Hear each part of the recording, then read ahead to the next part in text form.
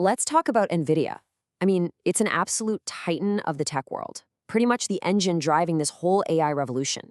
And right at the center of it all is one person, the founder and CEO, Jensen Huang. But his story, it definitely doesn't start in some slick Silicon Valley office. No, it starts right here. Long before he was a CEO running a multi-trillion-dollar company, Jensen Huang was just a teenager washing dishes at Denny's. And if you ask him, he'll tell you he was the best dishwasher they ever had. So that's the big question, right? How in the world do you go from scrubbing plates to literally building the future of computing?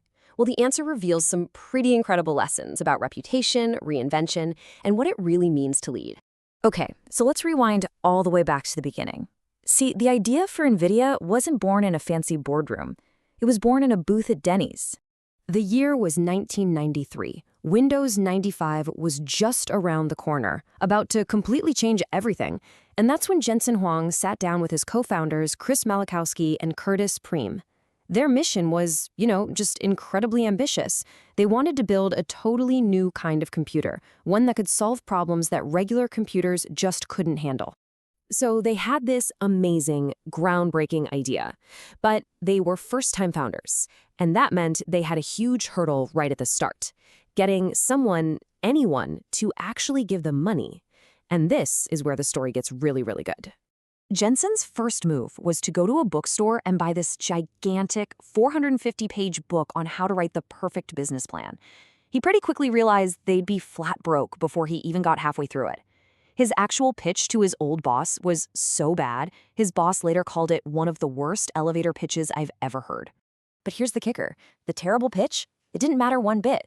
His former boss just picked up the phone, called the legendary venture capitalist Don Valentine over at Sequoia Capital and said, "I'm sending a kid over, I want you to give him money. He's one of the best employees we ever had." It wasn't the plan, it was his past work. His reputation got him the meeting. And this just perfectly illustrates one of his core beliefs. You can't just run away from your past. Your track record, your integrity, that's the only business plan that really matters. So, have a good one.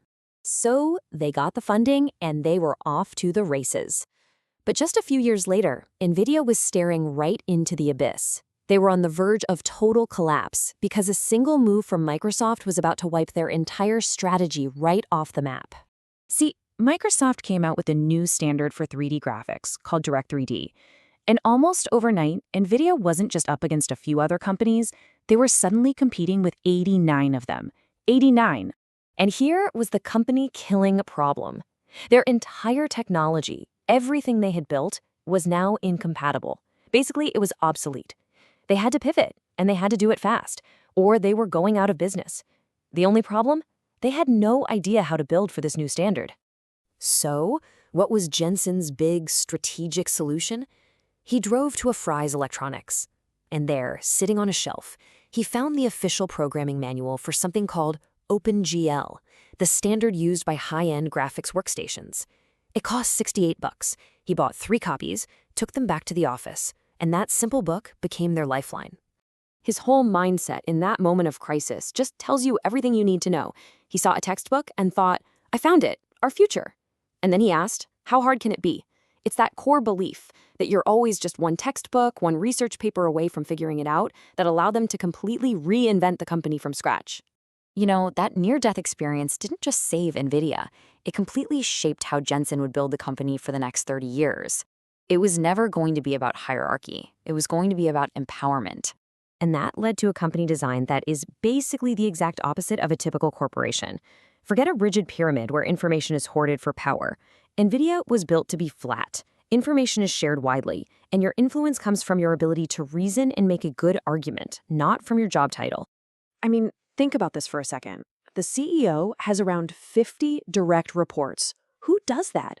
He's famous for saying no task is beneath him, and he often reminds people he used to clean toilets. His goal isn't to command people from on high, but to create an environment where his employees can do the best work of their lives. He empowers them by giving them all the context they need to make smart decisions.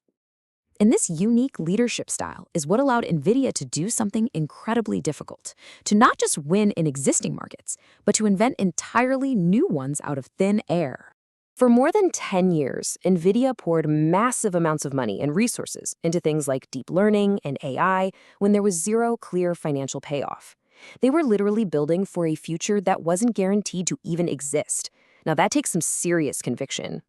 So how did they stick with it for so long? Well, they used this really unique metric they call EIOFS. It stands for Early Indicators of Future Success. Instead of obsessing over quarterly revenue, they tracked their progress on solving really important scientific problems. The belief was, if the work is important enough, a market will eventually show up. And this quote right here, this really captures the soul of the company. Their motivation has always been about tackling the hard, meaningful problems. The mind-boggling financial success they have now, that's really just a byproduct of that relentless focus. So the crucial takeaway from Jensen Huang's incredible story isn't just about how to build a company. It's about a completely different way of thinking. And it leaves us with a final, powerful question to think about. What important work, in your field or just in the world, needs to be done right now, even if the market for it doesn't exist yet?